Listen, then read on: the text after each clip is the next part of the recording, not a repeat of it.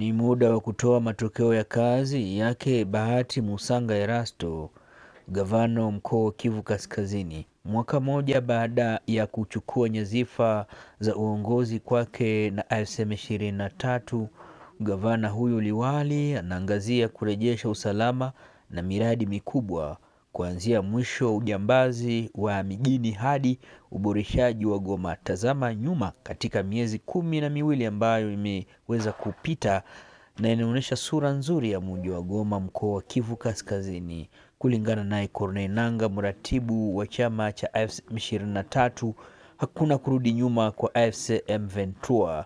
Corneille Nangaa Yobulua alisifia mwenyewe kazi ambazo kweli zimefanyika kupitia ushuru na utozwa kwa ngazi yote. De la même manière, autant la libération est en marche, les travaux de développement aussi ont commencé. Ceux qui sont à Kinshasa, les pleurnichards, nous les appelons ici à Goma, tunawaita Kalialia. Ils pensent que non, le Congo va se développer par d'autres. Ils pensent que le Congo, la sécurité du Congo dépend des États-Unis ou d'autres pays.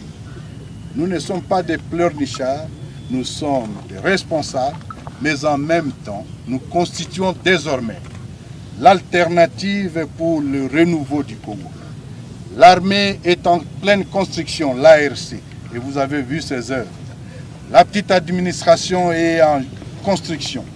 La justice est en train d'être activée et les éléments fondamentaux d'un État sont en train de se constituer. Goma, c'est le départ de la libération pour tous les Congos. Nous sommes donc ici pour inaugurer cette œuvre. Au Sud Kivu, c'est la même chose.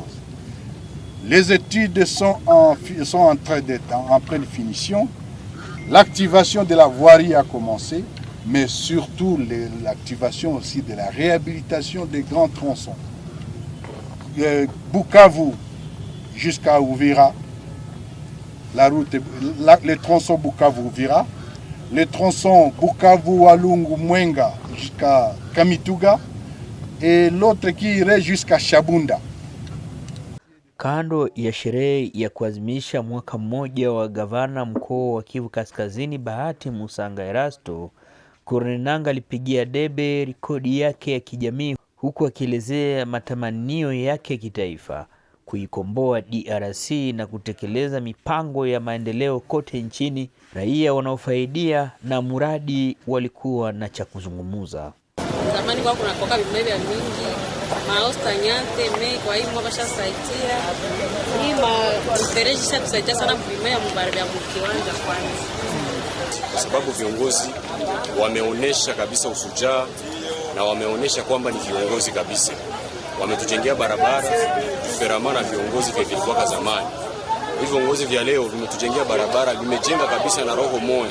Unaona mtu unajenga, unawazi kunajenga kwake. Hii kitu tunakifelicite sana, si wakaaji. Ni pendekezo itakuwa, lakini tutaanza felicite juu tunamaliza mwaka mzima na hatusikie mlio wa risasi, na tunamaliza mwaka mzima hatusikie makidnapping. Hiyo ni kitu ya kuonyesha kama viongozi wanatumika. Mbele avapa tengeneze mfereji hapa, kulikuwa kunakuwa matope ya mingi sana. De façon que na gari zilikuwa zinakosa kwa kupita.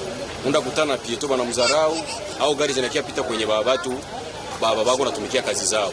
Lakini wakati walijenga mfereji ilitusaidia kuelimine mai. Na kwa hiyo tulisaidia kuelimine mai na matope haitakuwa tena na deja propriete inaonekana. Sehemu ya kuegesha magari ya Masisi huko jijini Goma iliboreshwa na kuzinduliwa Ijumaa hii Februari 6 na mamlaka ya AFC M23 katika hafla ya kuadhimisha mwaka mmoja wa kusimikwa kwa serikali ya mkoa wa Kivu Kaskazini. Mamlaka zote zilikuwepo. Urekebishaji huu unaweza kupunguza kweli ajali ambazo ziliwahi kuripotiwa ama kutokea mara kwa mara kwenye sehemu ya Mikeno kuelekea SSLK, ambayo hapo awali ilijulikana kwa msongamano wa magari.